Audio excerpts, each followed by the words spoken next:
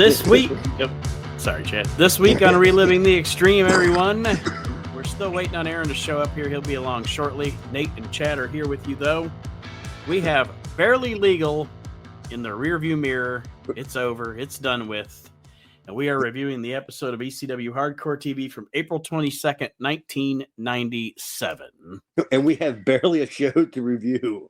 Yes, I was going to say last week's show was extra long because of doing the pay-per-view and then my conversation with Bob Smith. So maybe this week's show will wind up being extra short. There's Aaron. Aaron's here with us now. Maybe he ran into Big Bronson Reed on the way to the show. But yeah, Aaron, I was just saying to everybody, we got Barely Legal in the rearview mirror. So now we're moving along. April 22nd, 1997 is the ECW Hardcore TV we are reviewing. And we start out with the... Well, you know all this stuff is taped before the pay-per-view still. Yeah, because the one match is literally before the pay-per-view, and the other match is from that Golden Dome in Pittsburgh that we watched a couple of weeks ago. I texted Jeff like halfway through the show because he was one of our friends we'll talk about later on. He's on a match later on in the show, and I texted Jeff and he goes, all these matches were before or taped like before the I was actually gonna ask you that. That's the first time. I guess that's the first time I've noticed him. Is this the first time we've seen Jeff on ECW, or has he been on before and I just didn't notice? No, I think he's been on one time before, but I know he's been in a couple of like pool parts. Like he's been in a couple of the send of the jabronis to the ring stuff, but I think he's done one match before, and I think it was a Chris Chetty match. Because I know him and Chris Chetty were buddies, but this was the first time that I think Joey Styles even mentioned him. Yeah, that's what I was gonna say. It's at least the first time he's been mentioned, the judge. But we start the show off with Rick Rude, who doesn't have to wear that Don Jardine mask anymore, and he doesn't have the Don Jardine sweater on with the patches, and one part's fur and another part's fabric and another. It's like that sweater that he was wearing for a little bit was like a patchwork quilt. the Chess King blowout sale sweater. But yeah, we get a Rick. Go ahead, Aaron. Were you gonna say something? I was just gonna say, it's like you guys are saying, like Rude. It's crazy because in the promo he talks about Shane being 250 pounds and that he's a 215-pound boil on his ass. Like it's like when you look at Rick Rude, you don't think of him being 215 pounds ever. You know what I mean? But Christ, yeah, I mean, I don't remember him being 215 pounds even when he was Rick Double OD in Georgia.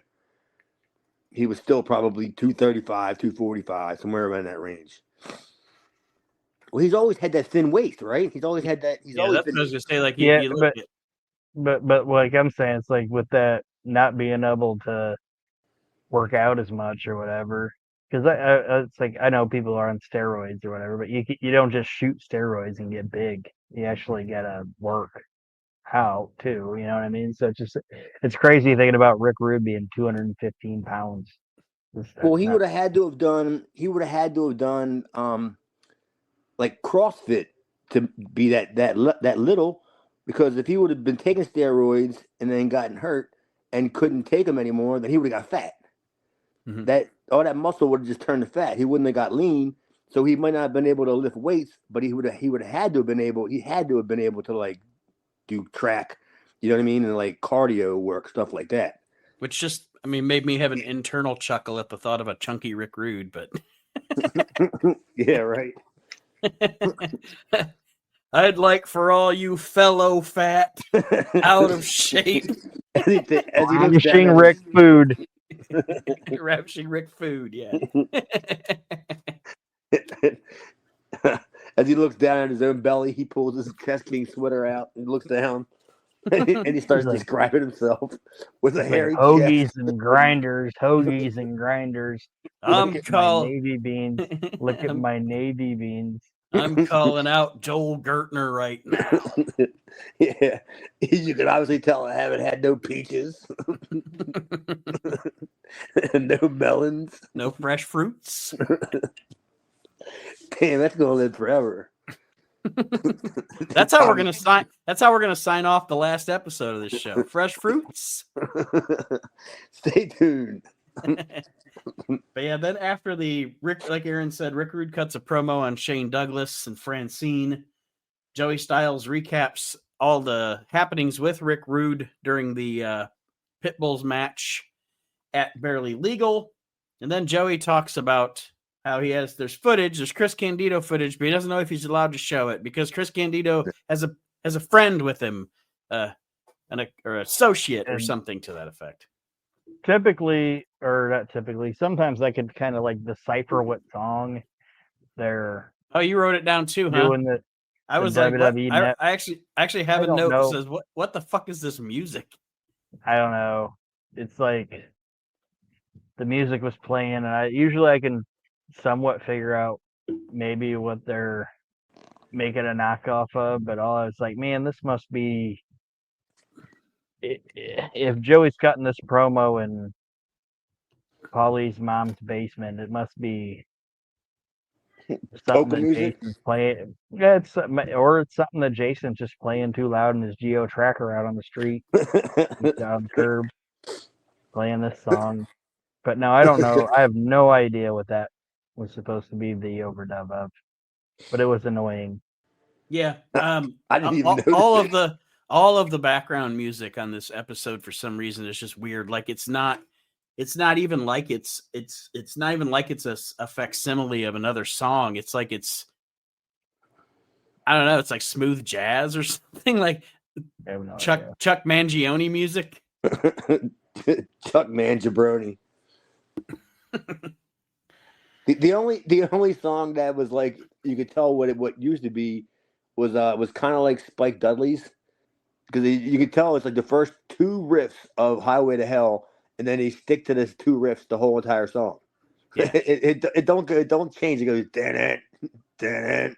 It's like remember and you might tell me you don't remember, but remember back in the day the old Shadow Stevens Top 40 radio show.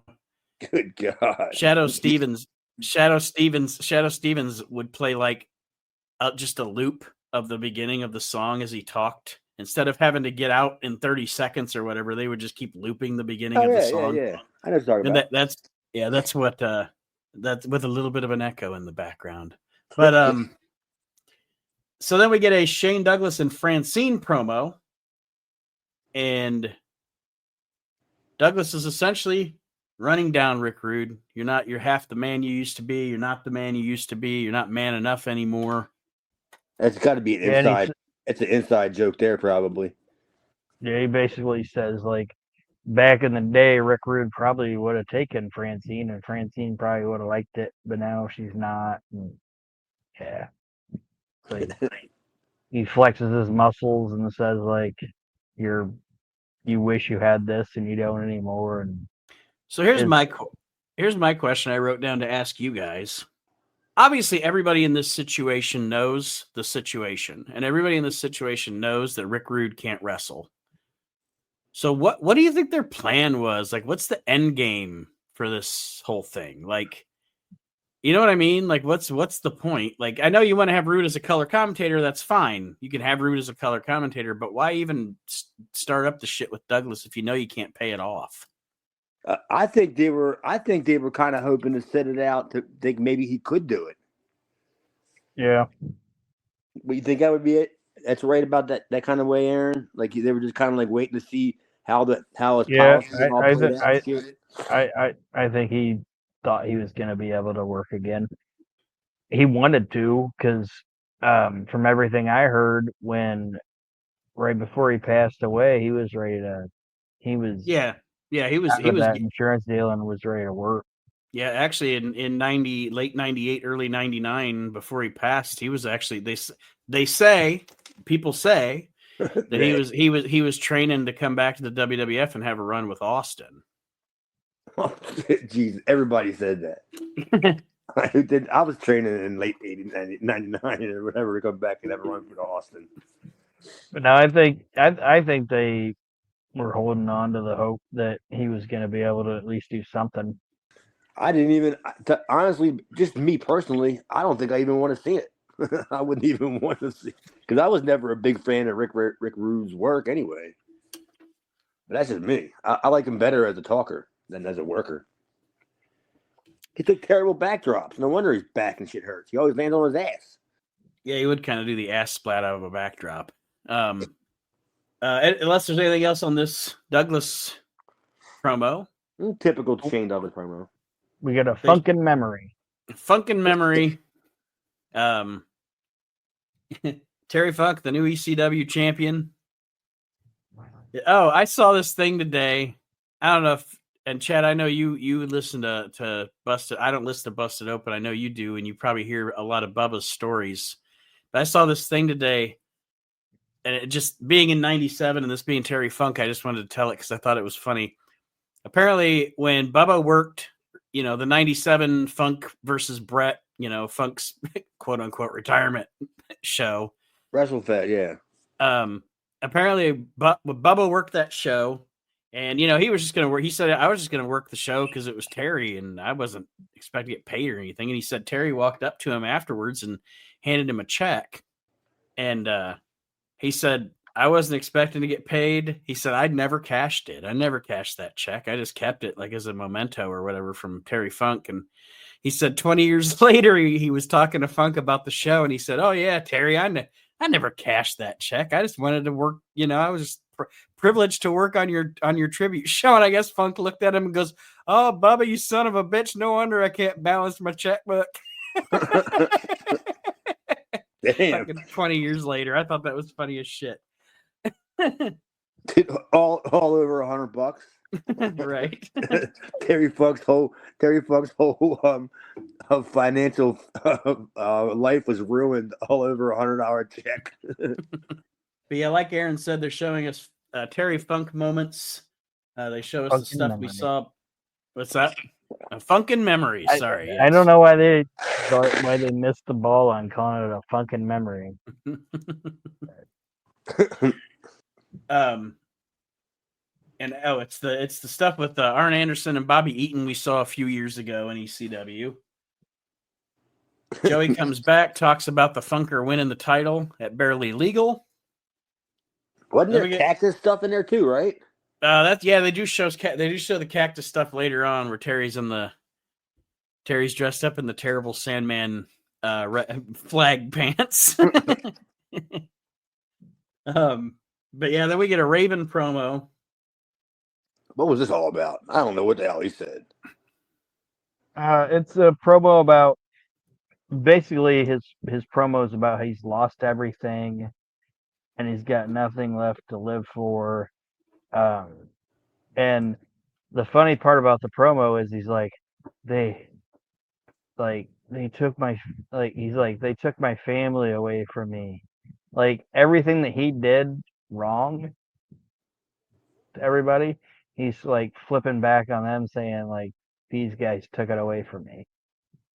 And okay.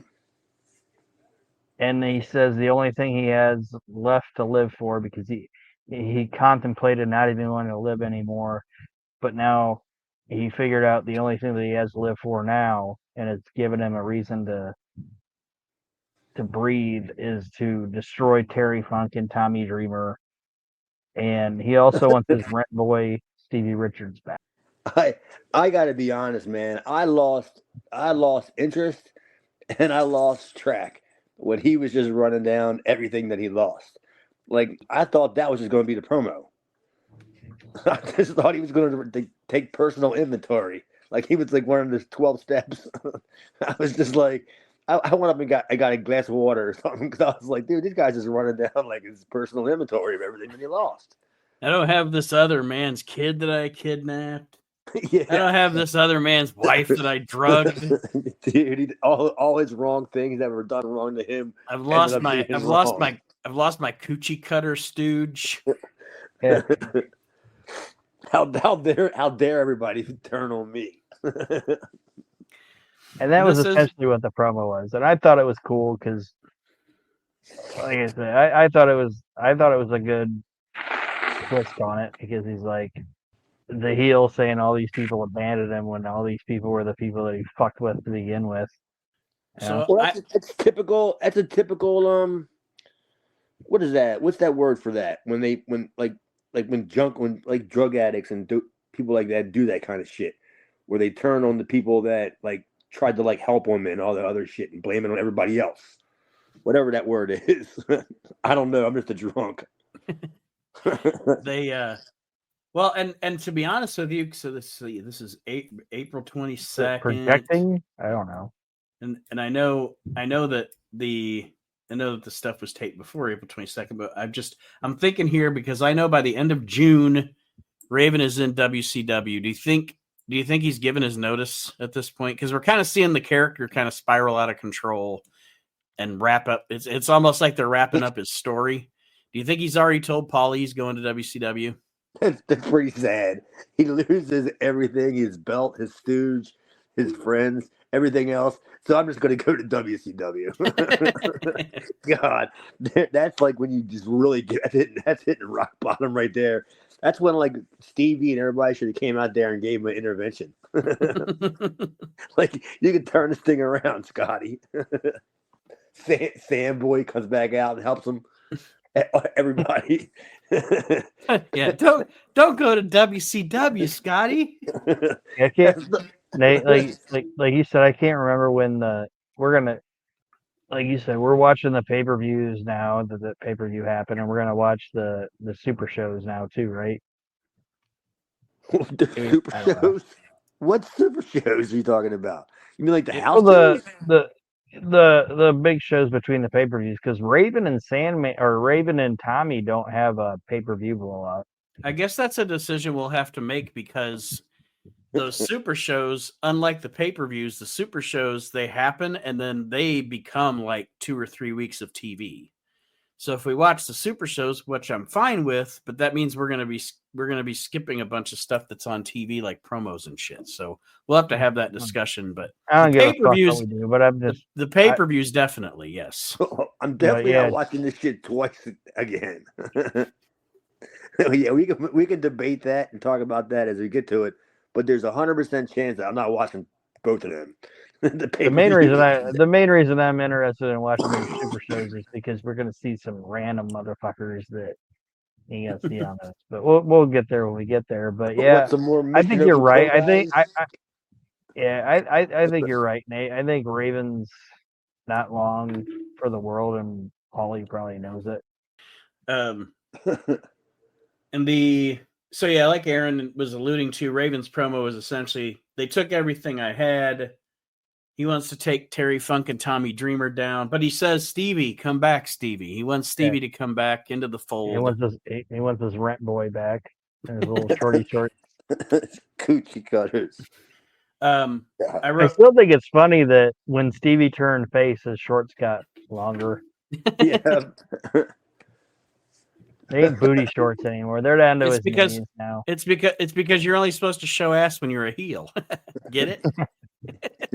Yeah, you're only gay when you're a bad guy.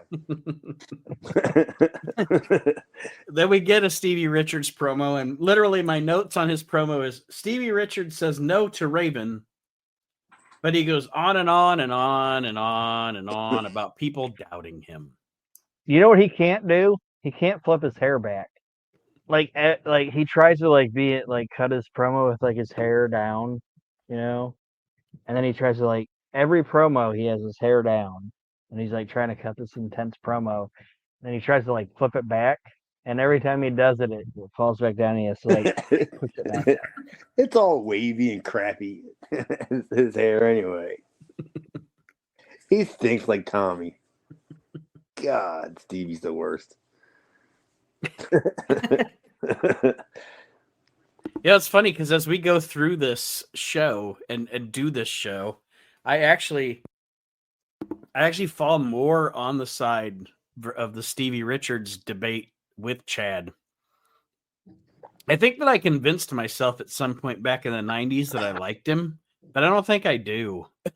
He's better. He's a great heel. He's a great chicken shit heel, in my opinion. Yeah, Anytime he you is. try to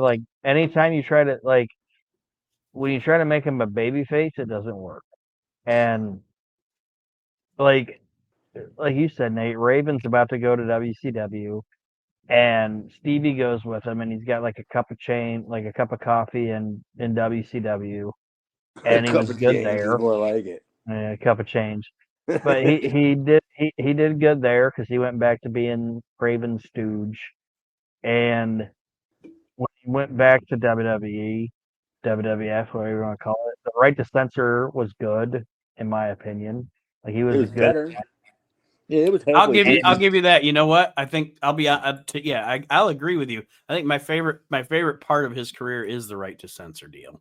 Other than And that, then annoying ass music. But yeah, but it was supposed to be annoying. But then he even did a good job even after that when they flipped the script where usually the heel guy has like the submissive manager like Sean and Sherry, where like I was just Sean would about to push say, Sherry yeah. down to the mat. I was With just about. Victoria, Yeah, I was just they about to they say he flipped the became script. Victoria's sensational Sherry. Yeah, and he was good in that shit. It's like when he plays that role, he's great. But when you try to make him A badass. like a badass or like any kind of badass baby face or whatever, it's not good. Well, his problem in ECW is he was a jabroni for too long. I mean, I don't mean that because I don't like him personally. I just mean that because he was a jabroni for too long. Mhm. That he was abused, and he was still a pansy. I mean, he took the abuse, and he's always going to seem weak in my eyes. Like you're just a jabroni. Raven slapping you around and shit, and Luna's beating you up and everything. How can you be taken seriously? I don't think one day he went to a bar and just got into a fight with Johnny Canine or something, or all of a sudden whooped his ass, and everybody's all like, "Wow, look at this guy!" I'm taking over. Yeah, yeah.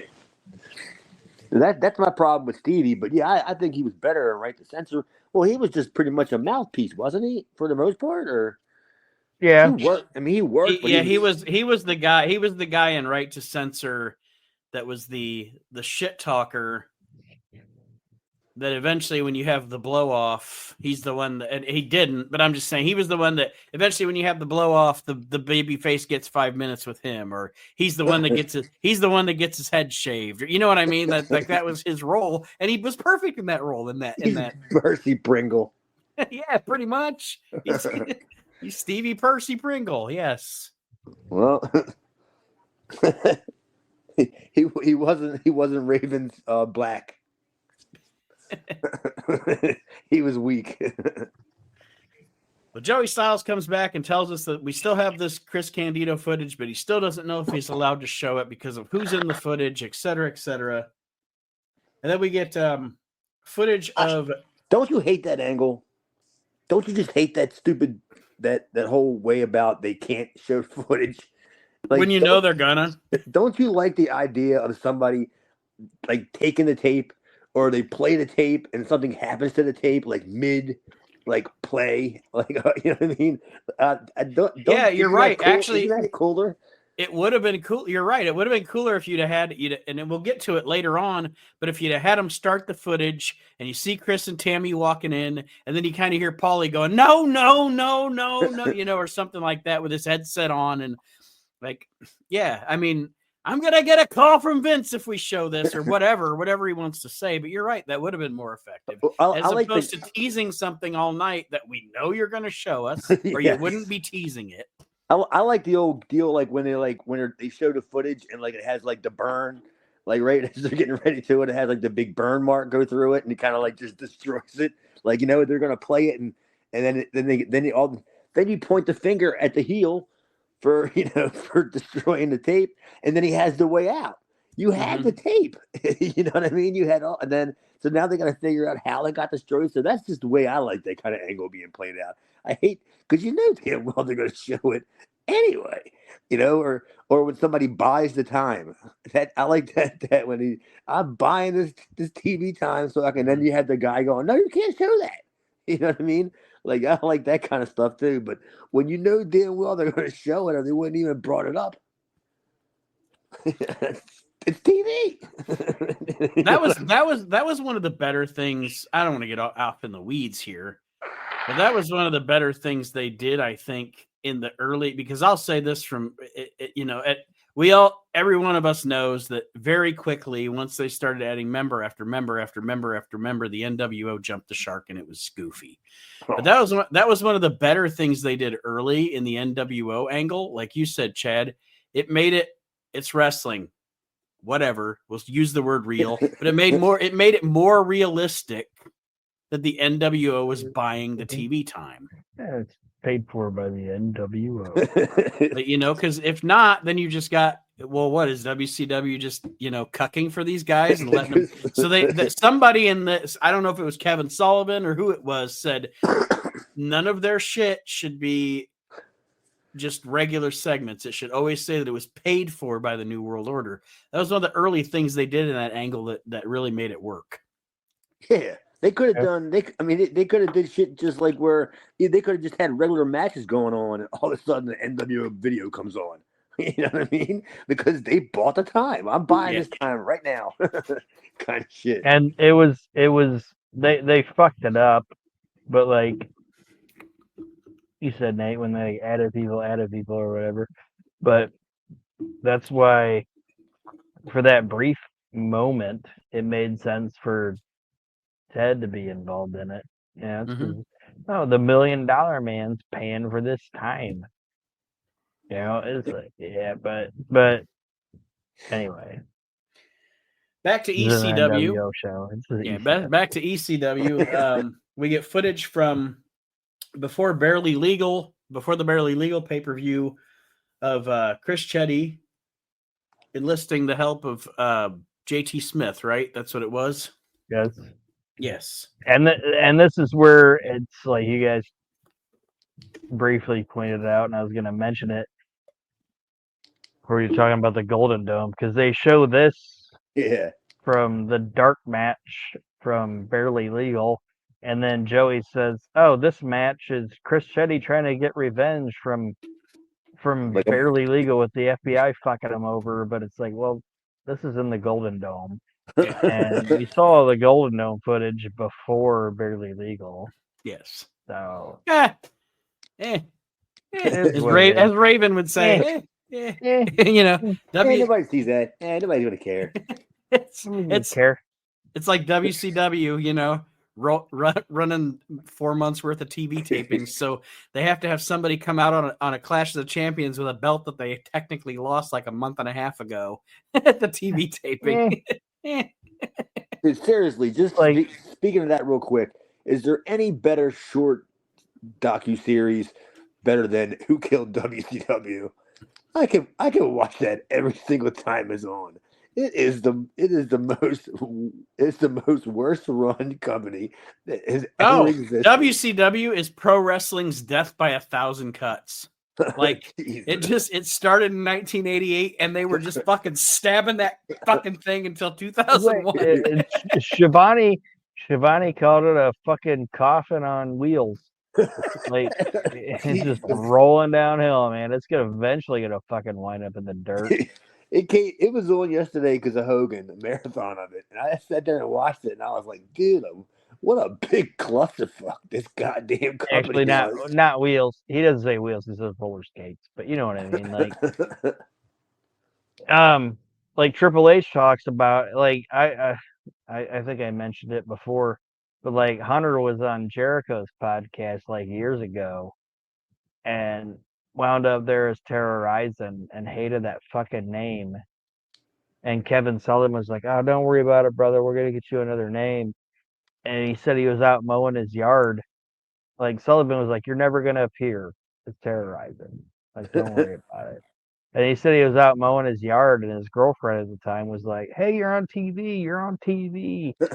So he came inside, and like they're commentating for the match, and Shivani's like, "Oh, terrorizing." So he called Kevin Sullivan. He's like, "I was on WCW Pro as terrorizing. You told me I wouldn't be on T." And Kevin Sullivan literally said, "Oh, don't worry about it. Nobody watches that shit." Nobody watches that. Even that one guy that worked for Ted Turner, that he was going to try to help WCW, they told him not to. You don't have to worry about it. Because they didn't want WCW to exist so bad that they weren't even they didn't even have to offer him help. They're gonna ruin this on their own. Just stay out of it. That's unbelievable in the world of business. You know what I'm saying? It's like it's just unheard of.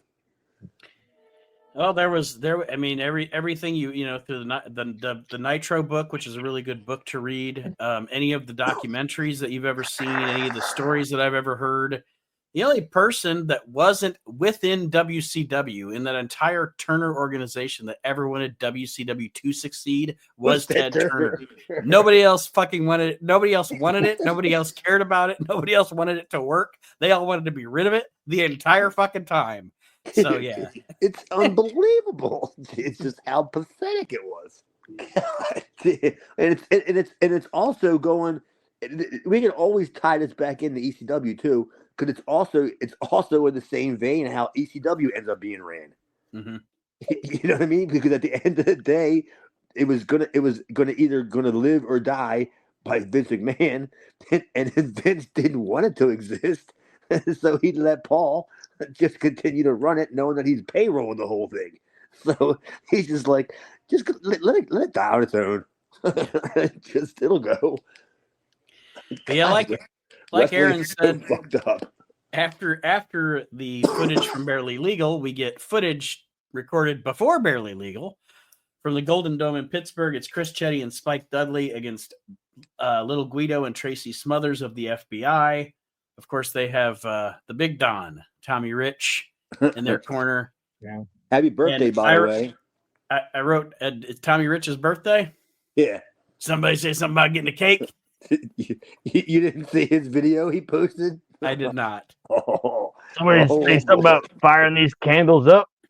Dude, he's shirtless on a balcony in like Myrtle Beach or something, talking about his birthday. I think. I don't care. I don't care what anybody says. I know half the time he's fucked up and shit, but Tommy Rich is cool as fuck. He asked me.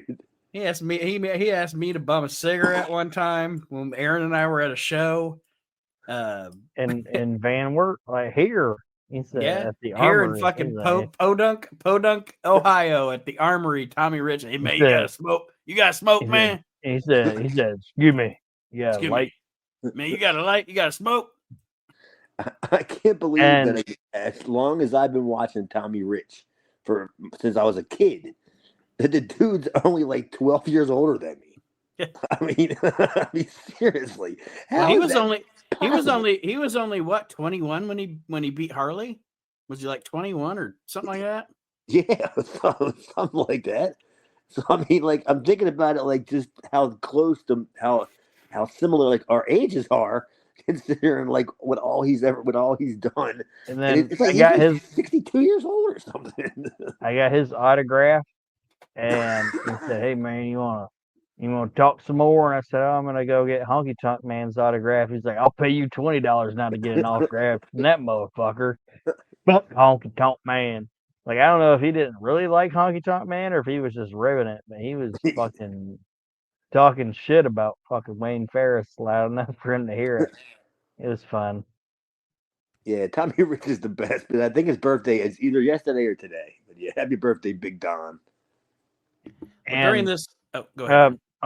I was just gonna say, Ollie, like, how do I say it? Like, did the hardcore and like hardcore style of wrestling and everything, and like makes fun of Southern style of wrestling.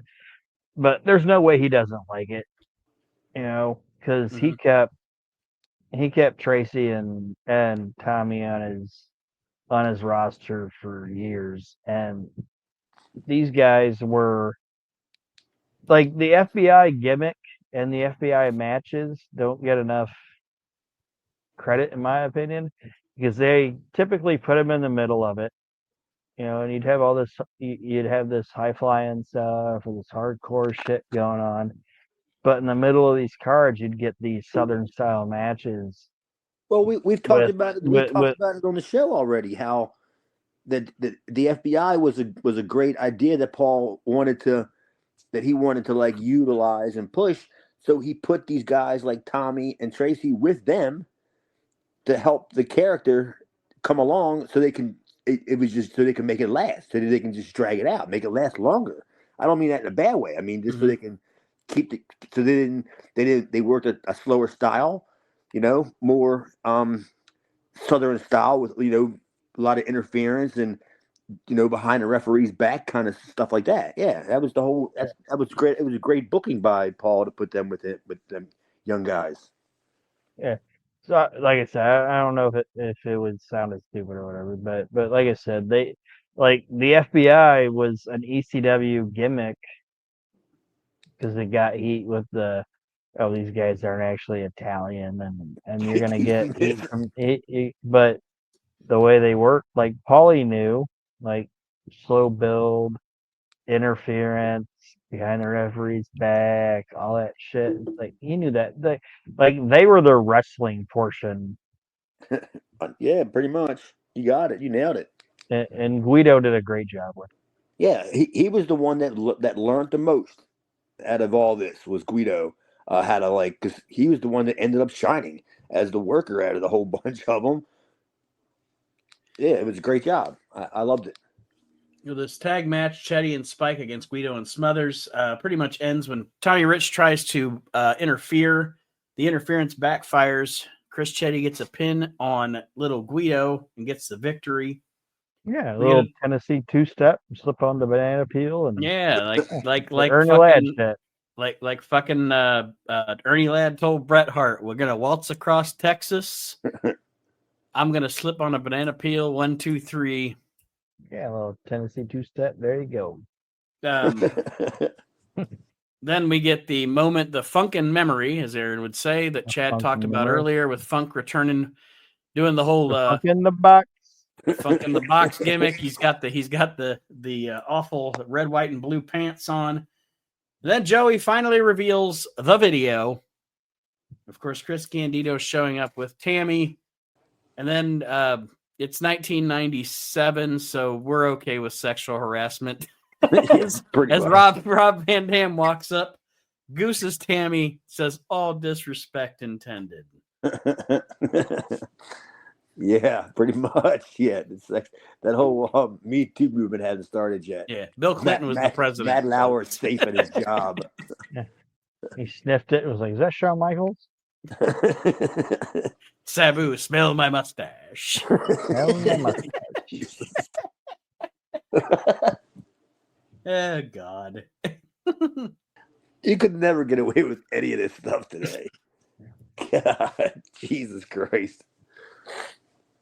Bulldogged her. So any comments on the segment that we've been building to this whole time, or did I sum that up pretty good? Yeah. I mean, it's pretty much what it was. It was a wrestling angle. It was like backstage kind of wrestling angle. Yeah. RVD fingered Tammy. It happened. On TV. He goosed her. Did he even say honk honk? So after that, we get Joey coming back to tell us that Shane Douglas is going to make an offer, because he talks about, Brian Lee is no longer in the triple threat because of him doing a terrible impersonation of Rick Rude.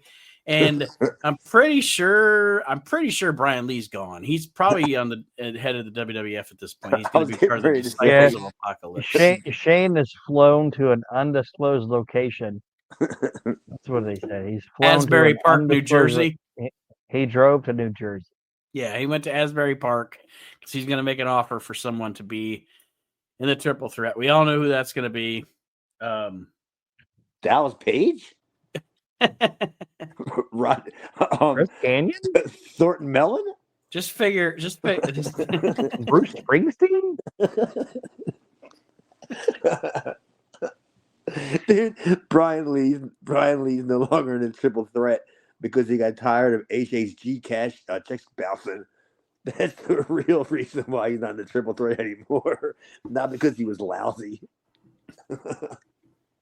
When he put in his application to go back to WWF, he was like, "I'm the only man to ever impersonate The Undertaker and Ravishing Rick Rude And a wrestler. and a wrestler." Just be honest, Paul. So we get Candido in the ring. He's in his, he's still in the sling.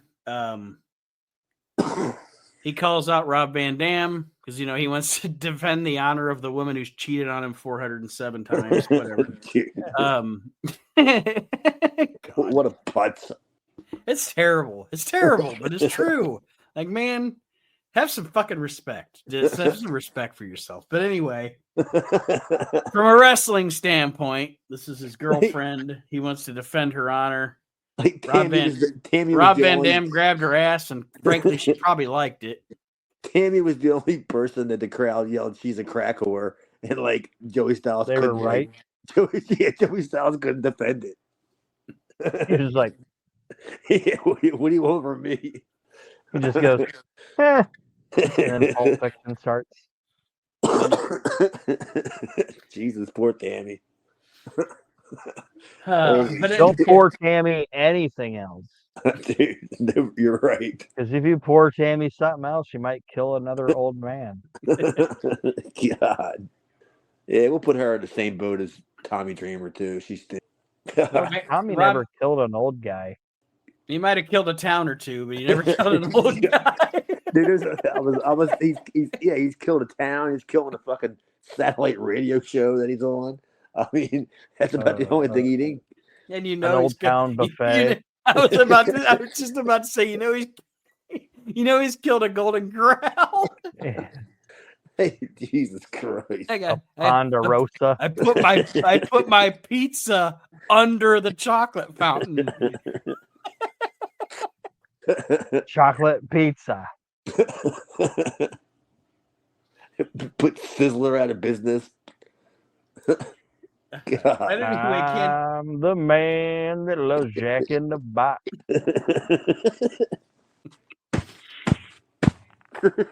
All right. I'll dip my fries in this. Whatever it is. Did you say you'll stick to what? Dip? What did you say?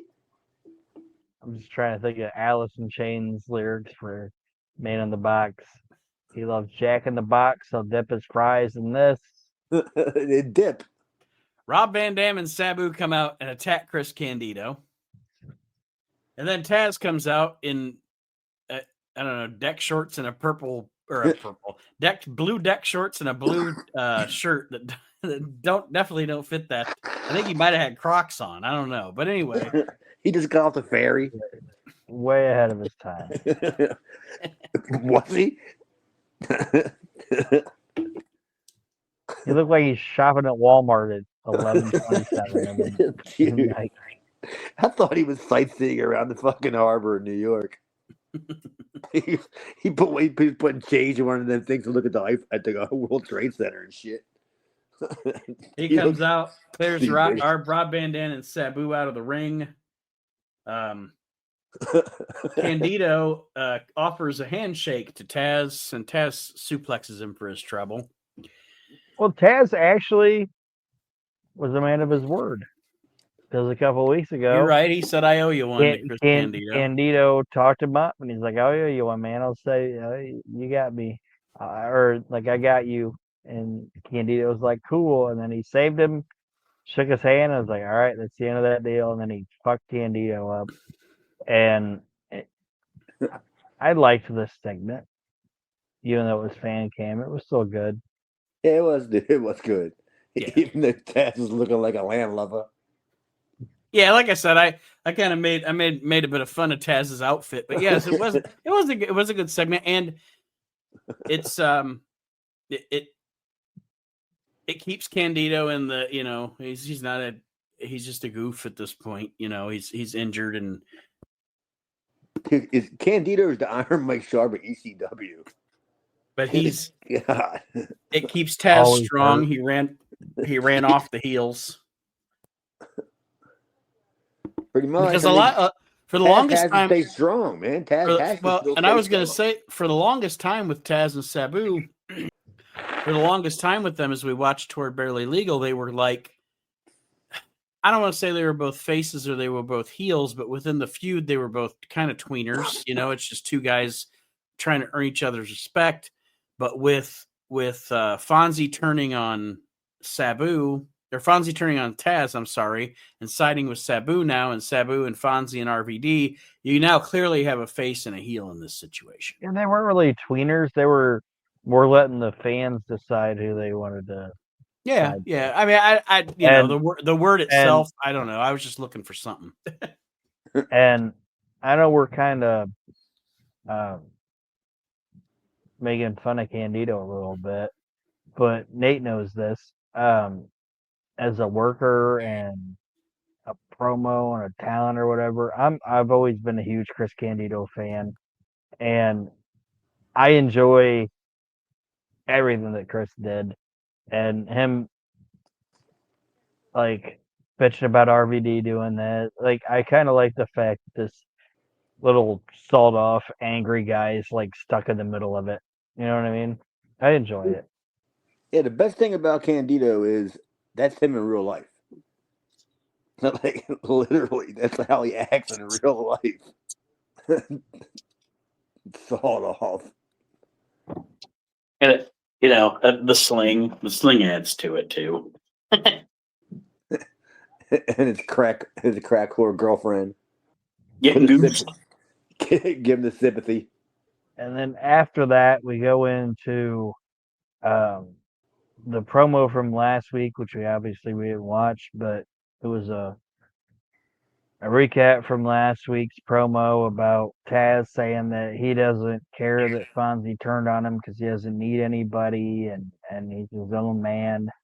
And then Joey Styles discusses the style of Taz and all his suplexes and how angry Taz is, but is what it is. The segment got Taz over really good, I thought. Yeah.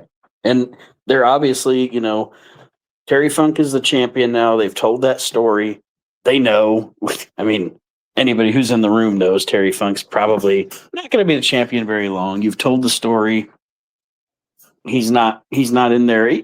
Terry Funk's not here for the long haul. You know what I mean? So you're establishing a new babyface in Taz.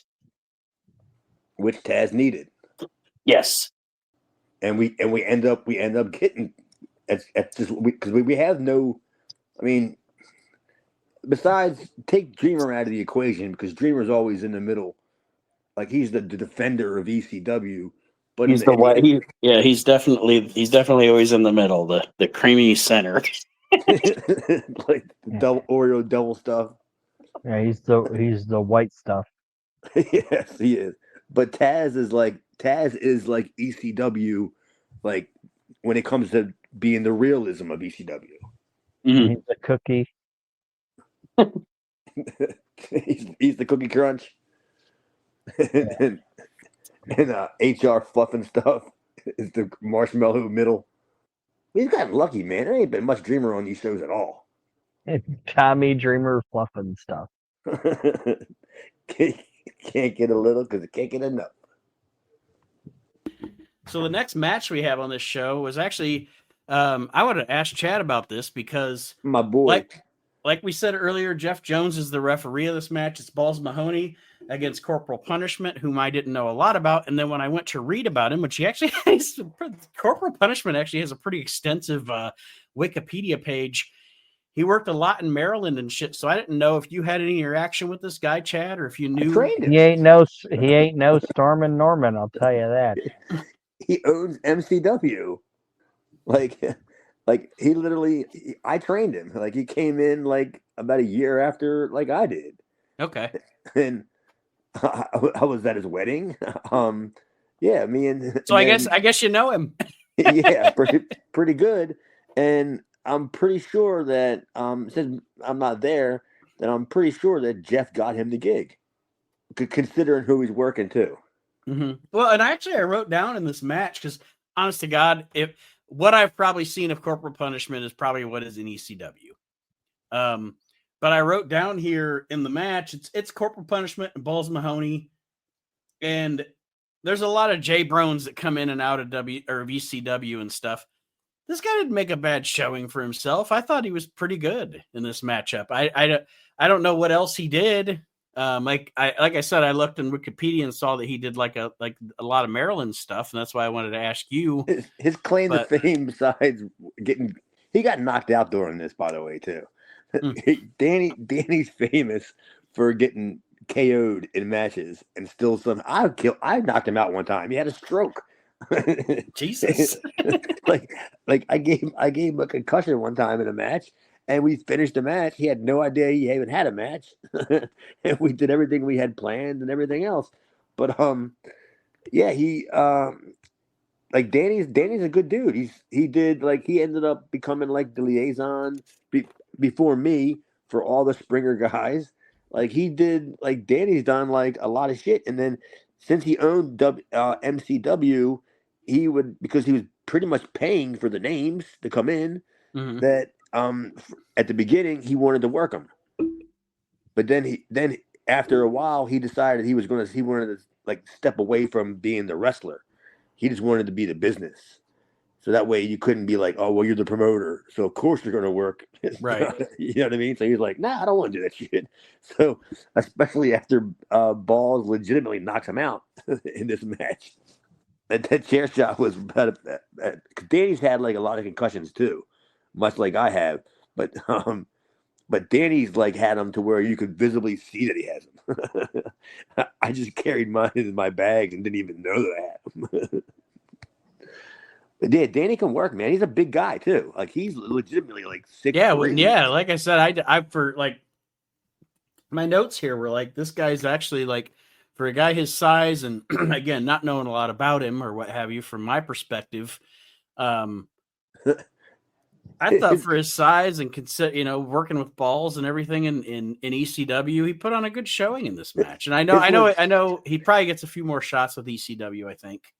A couple, yeah. He doesn't stick around long. His legitimate claim to fame is, and he'll tell you this because it pops up every single year, is he arrested Steve Austin on Monday Night Raw. And he'll tell you that I was the one that put the cuffs on him. I was the one that arrested Steve Austin. And he'll tell you. But yeah, he only does I think he does like this set of tapings and maybe one more. He doesn't stick around. He doesn't stick around working long. Like, put it that way. Like, I mean, anything. Yeah, like I said, and I don't have it. I don't have it in front of me, but I just remember while I was watching the show, looking up the Wikipedia, I remember seeing Maryland Championship Wrestling. I remember seeing MEWF. That's what MCW came from. Okay.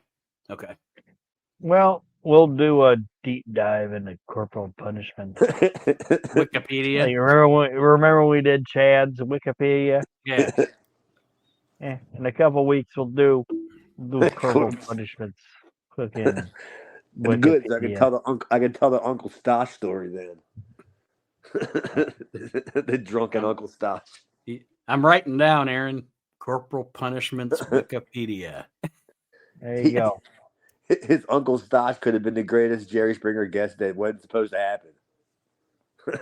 Corporalpedia. Yeah, Corporalpedia. I'll tell Danny that we talked about him tonight too. When we're done, I'll text him. He'll listen. He's a mark if for that himself. motherfucker got Wi-Fi, we'll have him on. Well, What's he got his the name? Wi-Fi. He got the Wi-Fi knocked out of him. What's his real name? Who? Dan McDevitt? That's his real. Danny Devitt on this show, and we'll dissect his Wikipedia and see how much of that shit's true. Okay, because I pretty much know what it is. Danny Devitt. McDevitt. Same as Vince's lawyer. So the ending segment of this show is a promo from Bill Alfonso, Sabu, and Rob Van Dam. Skip something. We skipped it. There was another fucking memory. Which one was this? Because I don't have this written down. You're right. I flipped my page while we were talking and did not read about that.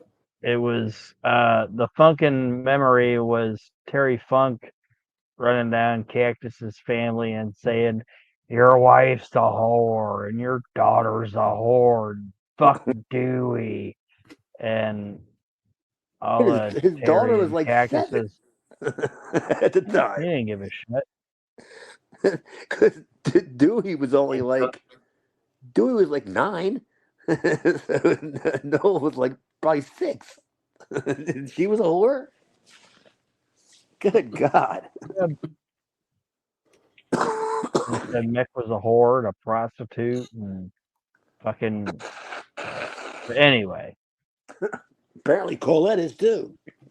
He's getting separated. Did you read that shit? Yeah.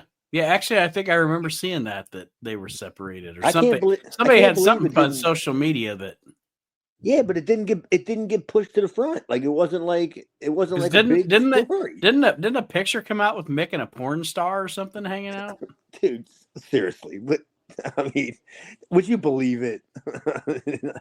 I mean, you would have to actually see the tape. You know what I mean? To actually I believe do not it. want to see Mick Foley on porn. It's just like you would only want to see the Hulk Hogan sex tape just to believe it. Have a nice day. Yes. Nobody's gonna believe that Mick Foley was cheating. I mean, if anybody was cheating, it's Colette. 'Cause, I mean, look at Mick Foley. Mr. Sacco. Oh no. Mr. Sacco, it's all crunchy. What's happening? So it wouldn't have been Mick that would have goosed Tammy. It would have been Mr. Sacco. Colette, I didn't do anything with Tammy. It was Mr. Sacco.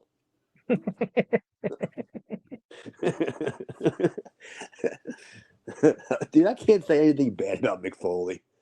I mean, I just can't. He's just too great of a dude. So I mean, I don't know what their marriage was like, but So if he got the mandible claw of porn star, good for him. and he's the real smell my fingers guy. It's a great day for all mankind. Good for him. He gets to stick his hand in her butt, and then he puts it in his mouth. God. What a creepy it turned out to be in real life. Maybe he did cheat on Colette. Who knows? And kind of has pink eye. And stink eye. What are you talking about? Because it wasn't him. It could have been Dude Love. Fuck. Jesus Christ. Mick Foley the pimp. See, it doesn't even sound right. Mick Foley porn star. It's great. It doesn't roll Well, off the tongue. they at this point they do need somebody to replace Ron Jeremy. Oh my God. To just be like a dirty hermit. Have a nice sandwich. It's time for this show to come to a close. Before we get summoned for defamation of character from Tommy Dreamer, Cactus Jack, Tammy. I'm just thinking of Mr. Sacco exploding. Yeah, the defamation of Tammy wouldn't hold up in court anyway. Yeah. Tammy is defamation.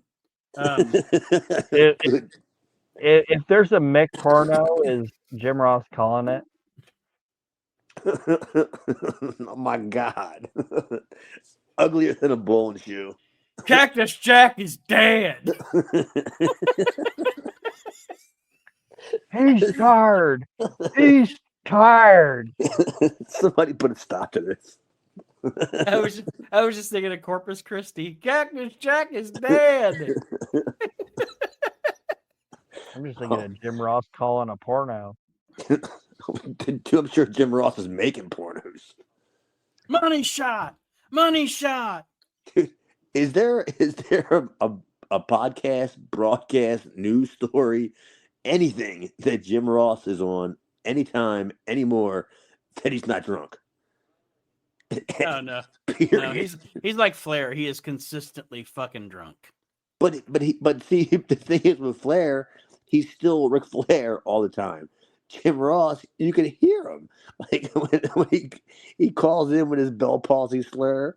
Like I can just imagine him getting pulled over by the cops having to do a sobriety test. Jim Ross is probably drunk every time he's even on AEW TV. I don't watch it, but I'm sure he is. Oh, dude, he definitely is. Because he doesn't even do the show. He only does like one match. So he's there for all day long. Now. He's like the Gordon Soul. Yeah, he's there the whole entire show in the back until the main event, and then they bring his drunk ass out. Yeah, I was gonna say now Jim Ross knows how Gordon Soley felt during all those worldwide tapings. Yeah, Jim Ross calling porno, butt stuff. Jesus. Anal penetration. Business is about to pick up. Yeah, he's drunk She all the like time. it. She probably doesn't like it. All right, it's time to wrap this fucking thing up. No, we can do a double. That's what Jim Ross said. It's probably time to wrap this thing up. Somebody put a stop to this. We can avoid unwanted pregnancy. My God, he had an abortion. Jesus. It's the anal assassin. Unprotected sex. Jesus. The anal assassin ain't on my Christmas card list, but he's a hell of a performer. Cerebral assassin. That's why I did the Christmas card thing. Because anyway, what the fuck, Aaron? How's the end? How's the show end? I gotta go. Hurry up! It's your show. I ended it earlier with Jim Ross as a foreign commentator. All right, we end the show. Fonzie Sabu, RVD, cut a promo. RVD shamelessly plugs himself to other promoters in the. I thought this was funny. Oh, it was funny because Rob was like, I don't want to wind up like bruised up and like sliced up and covered in band-aids. And then he turned around, Sabu was looking at him like, you motherfucker. It's like, oh, no offense. That was funny. Yeah, he totally uses his like when the camera was on, he saw it as a great opportunity to apply for a job. It was like exactly what he did. He was like, "Fuck this! I don't want to be here. The cameras here rolling. You know, screw this shit." It was great. Yep, good shit. I thought the show was pretty good, man. I think our show was better, but it was a pretty good show. No, this was definitely a good like follow up to Barely Legal. You're getting some. You're showing. What do I say? Which feuds are going to continue, or what their new aspects are to those feuds. Like we talked about earlier, Raven's on his way out. Funk's the champion, but we all know he's not sticking around long. So Paulie's smart. Paulie's not stupid. Paulie knows I need to establish a new top baby face. So he's establishing Taz as his new top face. And the new post Barely Legal ECW is taking shape. Yep. As it should, because now it's pretty much like every pay-per-view, every other company, every time. After the pay-per-view, it's time to go in a different direction. And that and you with a pay-per-view and the W and I know I said I would wrap it up, but I think from the if we could say everything we want about Vince and Paul and all their relationship and everything, no doubt in anybody's mind that all the appearances that Vince let ECW make on Monday Night Raw leading up to this pay-per-view gave them even more of an audience or more of a, you know what I mean, more exposure for an audience to come watch their pay-per-view. So now it's time for them to show those new viewers what ECW is about. And Jared's gonna slab those knockers.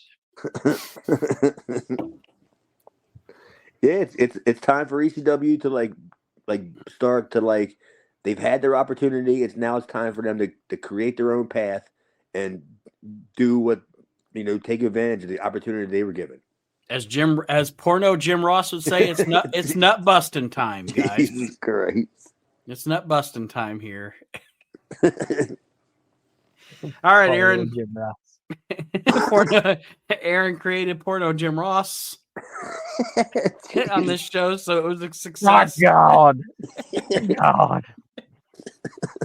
But I gotta go. I'm So busting her in half. Parting words. Either of you guys, parting words before we sign off this week. Bukkake. No, fuck this. Robber my knocker. We'll see everybody next week for this highly inappropriate podcast. Have a great week, everybody.